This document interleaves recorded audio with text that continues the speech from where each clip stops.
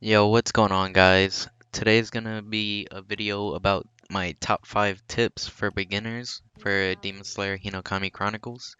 And this is coming out before the update, which that comes out this Thursday, I think. It's gonna be the Akaza and Rui update, the first update. So hopefully this video stays relevant. But yeah, here you go. Enjoy and let's go. Okay, so first tip, we have supports and tilt supports.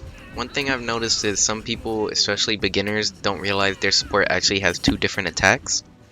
It's the same as their normal specials, but it's something to keep in mind. For example, with Rengoku here, it's the difference between hitting them to the floor and launching them up where they're like vulnerable for a dash or getting caught in a combo. And for you Zenitsu players, it's important to remember that the Prime does more damage than the normal Thunderclap and Flash. So for support, make sure you don't tilt your left stick and it'll do more damage. And as you can see here, one does 1140 and the other does 570. So it's a big difference. Tip number 2 is quick recoveries and quick switches. This is actually important because if you're playing a less experienced player, when they finish off a combo, they tend to like to stay as close as possible to prepare their next combo. But what they probably don't know is even when you're knocked down, you can swap out your character at any moment. And it's basically a free combo waiting to happen. Especially if they use their support in their combo, you can do it like instantly when you fall down, or you could wait a second or two to throw off their timing, but you could swap out your character and catch them off guard. Alternatively, if you would rather just continue fighting with your current character, you can instantly bounce back from an up combo or just a normal combo, anything that gets launched in the air, by hitting your jump button just before you land. It'll give them no time to recover if they use their support or even their special meter if they used it. This one's a bit riskier because if you make a mistake, you could get caught in another combo, but most of the time you'll be catching people off guard and get basically free combos. And also, if you didn't know, you can start an attack with a character and the character will continue that attack even if you swap out a character, so that's just something to remember. For number 3, we have something that you've probably seen before. It's going to be the character's defensive stats. If you didn't know, each character has a defensive stat that determines how much damage per attack they take. I have a chart here if you want to take a screenshot. It's going to be showing the percentage of damage per attack, with Urokodaki being the most damage resistant character in the game. As for each attack he takes, he only takes 95% of the damage. So if you have a combo in the game that you want to try out, or even a TOD or something like that, I'd make sure it works on Urokodaki first before anybody else. That way you know it works on every other character. In the next tier we have Water Tanjiro, Nezuko, Murata, and Giyu, which they take the full 100%, no more, no less. Next at 105% we have Sabito, then 110% is Inosuke, and 115% we have Zenitsu, Mikomo, and Rengoku. And finally at 120% of the damage we have Shinobu and Hinokami Tanjiro. When the update rolls out, I think it should be coming out this Thursday.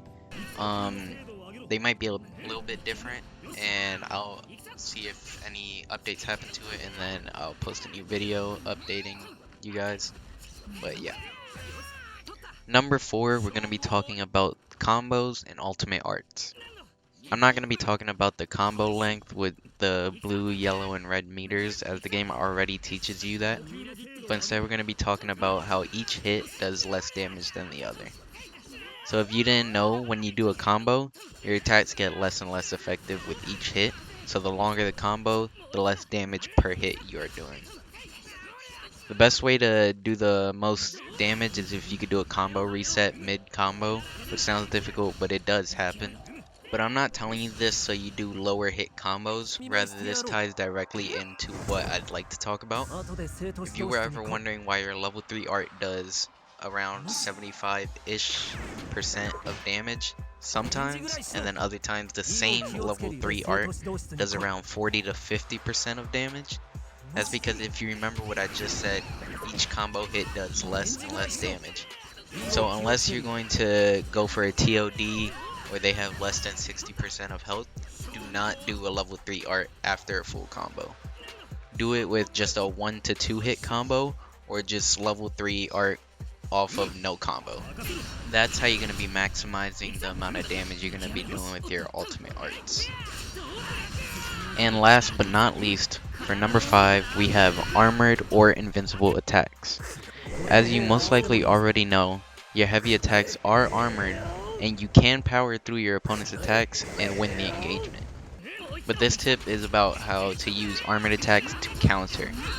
As you've probably had happen to you already, if someone uses their ultimate art, the other player can also use that ultimate art, and the player who used it second will always win. This is just because the second player is armored, and the first player's attack technically did not connect. It's unfortunate, but that's how the game is, and there's not much you can do about it. But let's say somebody uses an art on you, and you don't have your ultimate art ready. What can you do? Use either a heavy attack, or use another armored attack. In this example, Rengoku's guard special has an armored attack, so by using it, he can avoid getting hit by the ultimate.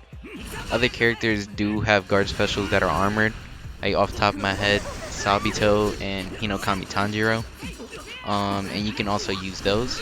Those are a bit more difficult with the timing, but yeah, you can also use those. Yeah, just keep that in the back of your mind and use it as a last line of defense or sometimes even offense. But yeah, that's all I got for you today. Those were the 5 tips for beginners that I have. Hopefully you go out there, play better, get some W's on rank, or even custom games, whichever you play. And hopefully you keep enjoying the game and you have a good day. And I'm just let the rest of the fight play out. So yeah, see ya.